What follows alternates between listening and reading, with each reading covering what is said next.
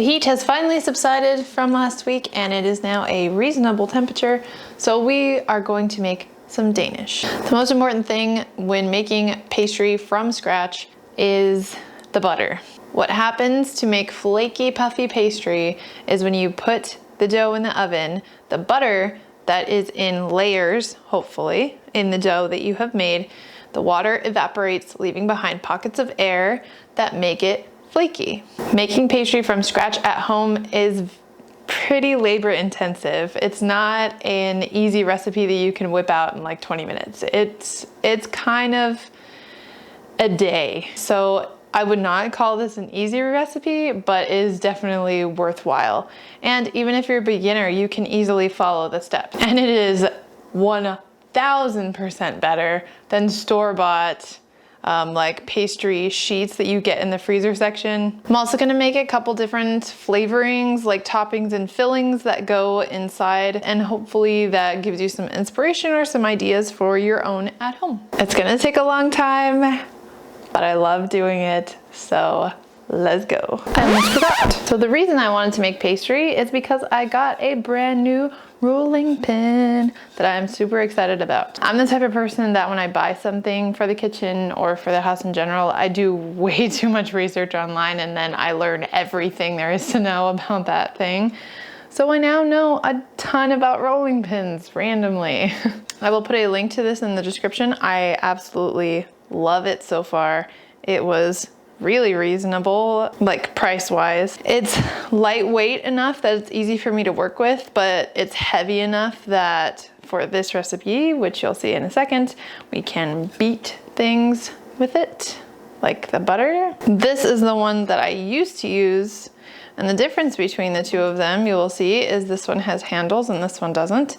This is where my research from rolling pins comes in handy. This style with the handles is a Western style, like very American, and I've only ever used this kind. So I've never had this kind, which is a French rolling pin, which is usually tapered on the sides, or it can just be flat, like the same thickness all the way through, but I like the tapered edges here. This one, this French style, definitely gives you more surface area of like rolling pin to roll with, whereas this one, like, I mean, you can see this is pretty much this is like where it starts to taper off on both ends. So if I put this one right there, I mean, you have this whole, basically the length of the handle on the Western one, like extra in the French rolling pin. I've been making a lot of really large pizza, and with this like pastry, it's gonna make it a lot easier to roll it out with this because it's a very big project. I mean, they're both fine. It's just your preference. But I have found that this one is like my new favorite kitchen tool, and I'm really excited to use it. So if you're looking for a rolling pin, I will put the link to this one in the description. Now, let's go. All right, so first thing is first, we're gonna mix up the dough. For this, you need 659 grams of all-purpose flour. I used literally all of my flour for this, as you can see here. Then we're going to take 30 grams of unsalted butter, and you can work it into the flour as you would if you were making pie dough, or you can do what I did and just have it mixed in the stand mixer for a couple seconds. Basically, you just want to disperse it a little bit and make it not in such big clumps. Then in a separate bowl, I'm going to add 67 grams of sugar, 12 grams of instant yeast. I like to break this up with my fingers and mix together so that I can mix up and break up any clumps of sugar that are in there. Then I'm going to add 75 ml of lukewarm water, 230 ml of milk, 1 teaspoon of vanilla extract, and 2 eggs. And don't forget the pinch of salt. Add that to the stand mixer and let it mix for about 2 minutes until there are no dry spots remain. Then I'm just going to pry it off of my dough hook from my KitchenAid, cover it with a lid, and let it rest while we work on making the butter squares that we're going to put in between the layers of dough. This recipe has a lot of butter. I measured out 4 sticks of butter, which is an entire box, and it was around 457 grams of butter, and we need 450. So you're basically using an entire box of butter for this. Because it's such a main ingredient in this, I would definitely go for high quality, actual real butter. So now we're going to make our butter squares. To make this easier, use a piece of parchment paper, lightly floured, and then what I like to do is cut the butter sticks in half and then lay them next to each other so that they make a nice square for me to start with.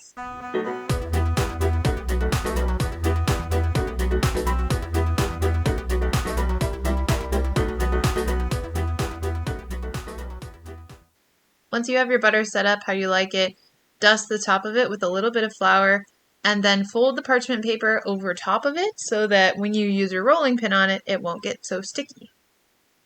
And basically the idea here is to create a solid chunk of butter that we can flatten out and roll out with our rolling pin in between layers of dough when we're rolling out the dough. What I find to be helpful in the beginning when the butter is really cold is to just whack it with my rolling pin. You don't have to whack it too hard, but you can definitely take some frustration out on it. And then I roll it, putting quite a bit of pressure on the rolling pin. Basically, the strategy here is to pound and roll the butter in such a way that you get it to be one chunk altogether and not broken up into sticks. So we're going to pound and roll it and then fold it in half, pound it, roll it again, fold it in half, pound it, roll it again, fold it in half, and repeat that process over and over and over until either the butter is really soft and we need to put it back in the fridge to let it harden up again, or it's ready to be put in the dough. If your butter starts getting super soft and you need to put it in the fridge, put it in the fridge for at least 30 minutes and then check and see if it's hardened up again. And then if it has, you can continue working on it. Remember earlier when I said this wasn't a recipe to do in 20 minutes? We haven't even gotten to putting it in the dough yet.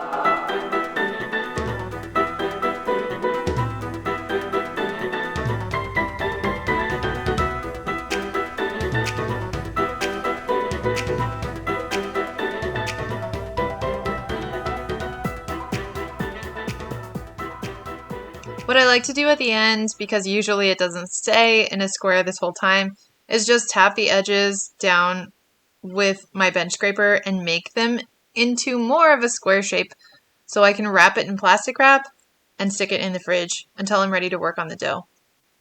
And now it's finally time to add the butter to the dough. So how we are going to make those layers of flaky pastry is by creating layers of dough and then butter, and then dough and then butter. The way we're going to do that is to roll out the dough, put the butter that we rolled out earlier on top of it, fold the dough on top of the butter, enveloping it, and then pound that and roll it out, and then repeat that process, pounding it, rolling it out, fold it, pound it, roll it out, fold it, pound it, roll it out, and every time you fold, you're creating another layer of butter. You can do just a single fold where you just fold the dough in half, or you can do a book fold, which is you fold both sides into the center and then fold it together one more time, kind of like you would if you were reading a book. If while you're doing your folds, you start to notice that your dough is getting more and more sticky and more soft and warm, it probably means that you need to stick it back in the fridge to re-solidify and cool down that butter that's in there. Especially if you start to notice cracks and stickiness where you can see the butter kind of seeping through the dough, that's definitely when you want to put it back in the fridge and stop working on it because it's too warm. I saw this life hack. Usually I don't trust life hacks. They're all like, in my experience, whenever I try them, I'm disappointed. But I saw this hack where you can roll a lemon with the palm of your hand and then take a like little pin on this side and just like prick it and make a hole basically, and then squeeze the juice out without getting like seeds and having to cut the entire lemon. So I'm gonna try it because I only need a little bit of juice. We're gonna see. Oh my gosh. Oh my gosh, okay. Instantly proven wrong. This one works. Okay, that's pretty cool. So there you go. It works. It actually really does work. So for the apple cinnamon filling, I'm just going to peel and chop 2 apples. I'm going to keep them in this mixture of water and lemon juice just so that they don't get brown immediately. When you have them all chopped, melt 1 tablespoon of butter in a saucepan. Once that's melted, add your apples and stir it up. Just keep cooking and stirring for about 2 minutes. Then add half a cup of brown sugar, a pinch of salt, half a teaspoon of cinnamon, half a tablespoon of cornstarch, and half a tablespoon of water. Let it cook for about another minute until it's thickened, and then remove it from the heat and let it cool. Next up is the honey glaze. Add a 1/4 cup of honey to a saucepan. Bring it up to a light bubble. Add 1 tablespoon of brown sugar, 1 tablespoon of butter. Stir. Optionally, you can spice it with nutmeg or cinnamon if you like. This doesn't need to stay on the heat for very long. Once you have the honey kind of bubbling and active, you add the other ingredients, just stir it up and then pretty much take it off of the heat. You'll see that it very quickly goes from a bubbling kind of frothy mess to a thick, creamy, glazy, shiny sauce.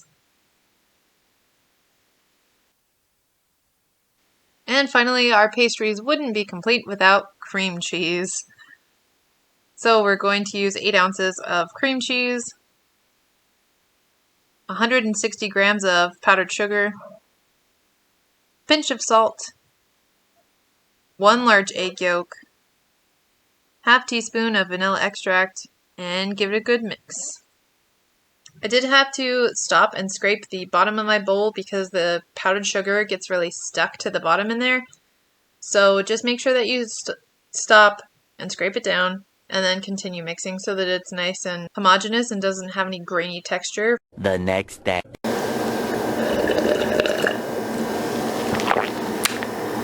Good morning. It's now time for my favorite part, which is rolling it out, assembling them, and decorating them. There are a couple things I find to be particularly useful for this. Obviously, you're going to need your rolling pin still because we're going to be rolling out the dough flat so that we can cut it into nice little squares or rectangles or whatever you want to decorate it as. You can make them super simple, or you can make them really complicated and elaborate. I'll show you a couple of options for like easy designs that I use depending on what the filling is. What I find useful is a pizza roll cutter because it makes it super easy to just roll through instead of using a knife. A little ruler because it's satisfying to me to make them all the same size. Claire Saffitz is my spirit animal because whenever I watch her like meticulously measure and decorate things, I'm like, so step 1 is to roll out the dough. This is a chunky boy. This is actually a great dish, like dessert or breakfast, or I'm also going to make a savory one. That can be a good little like appetizer or whatever, if you're having a party or something. It's also a great thing to make ahead of time because you can freeze this puff pastry dough for up to a month, which I'm going to do with half of it because this is way too much for me and my husband. Or you can shape them into the pastries and then when you're ready to bake them, fill them really quick and then stick them in the oven.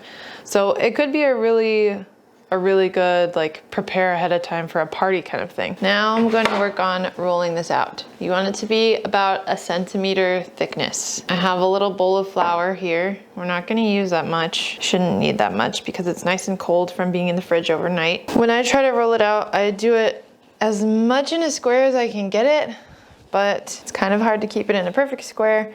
I use my bench scraper to kind of like go around and tap the edges and make them square. But first, I'm just trying to get the thickness correct. Well, it's not square, but that'll do, pig. Just like if you're making biscuits or donuts or anything, sugar cookies that you like cut out, you could re-roll it out. You just don't want to do it too many times, and make sure that it stays as cold as possible, because the butter, the same idea as in the first part, where you don't want the butter to be kind of melting and going everywhere. So work on it as quickly as you can, or at least to touch it as infrequently as you can, because the warmth from your hands can also warm it up, and the friction from the rolling pin. There are actually people that use marble rolling pins and marble cutting boards to do pastry on, because it keeps it cooler and doesn't really carry the heat. I'm just gonna make some straight edges.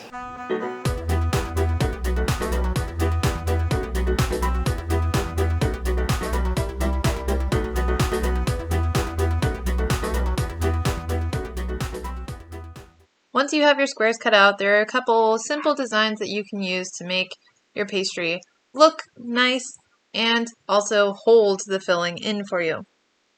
With the apple, I went with a super simple design of just folding in the sides, leaving myself a nice big area in the middle, a little window, if you will, to put the apples on the inside.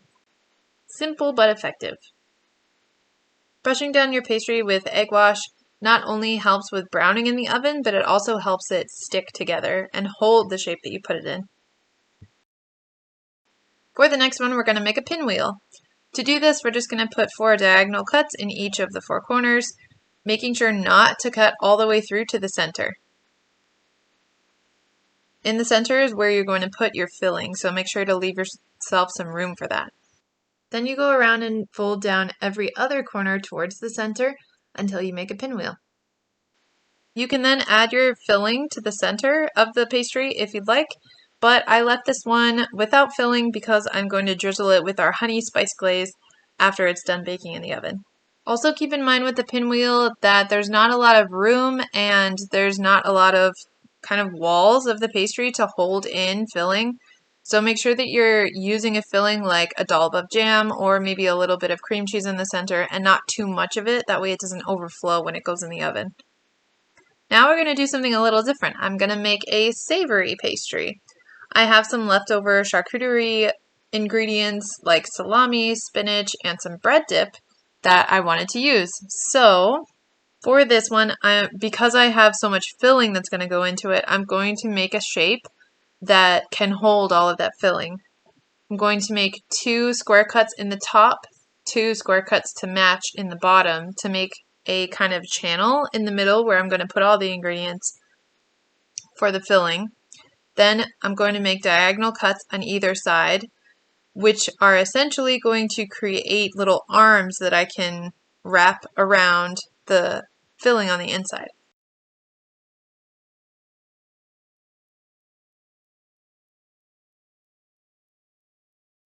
And then I'm just going to go from top to bottom and lightly pull out and wrap over each little strip that I created earlier, alternating right side, left side, right side, left side to make kind of a little braid, for lack of a better word. And then when you get to the bottom, fold up the bottom flap and then fold the last 2 arms in so that the last 2 little arms seal the bottom. And don't forget with this one that egg wash is your friend. It will help you stick everything together and act like glue to hold the arms and all the flaps in. Alright, now we're going to do super easy. We're going from kind of complicated to super easy.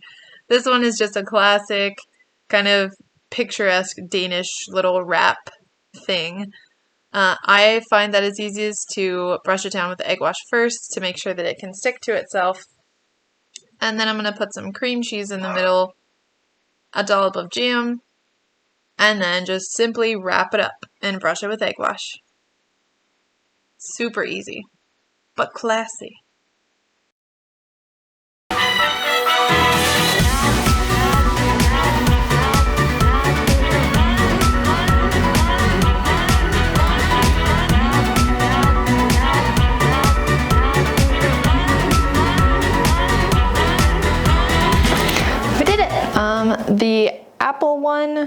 kind of, like the big square one kind of leaked everywhere. So I think maybe I put too much moisture or maybe not enough cornstarch when I was mixing that filling. I should have cut the apple into smaller pieces also. And I did not remember how like puffy they get in the oven. I totally forgot. Those are my suggestions to you. Cut your apples smaller, less moisture, and make them smaller because they will puff up when they go in the oven. So yeah, learn from my mistakes. Or not really mistakes, just small tip learning curve type things. In the past when I made this, I only used the cream cheese and the jam for filling, and I didn't really do all the other toppings. So this is my first little experimentation with other fillings like the apple and the savory and the honey glaze. And actually the honey glaze, I'm just gonna maybe keep it in the house all the time because it was super easy to make. And you can spice it with nutmeg or cinnamon, and then it's like spiced honey syrup, basically. You can put it in your coffee or your tea. It's really good. Some tips from me to you. Let us try. I instantly want to have like a hot coffee. Let's try the honey one.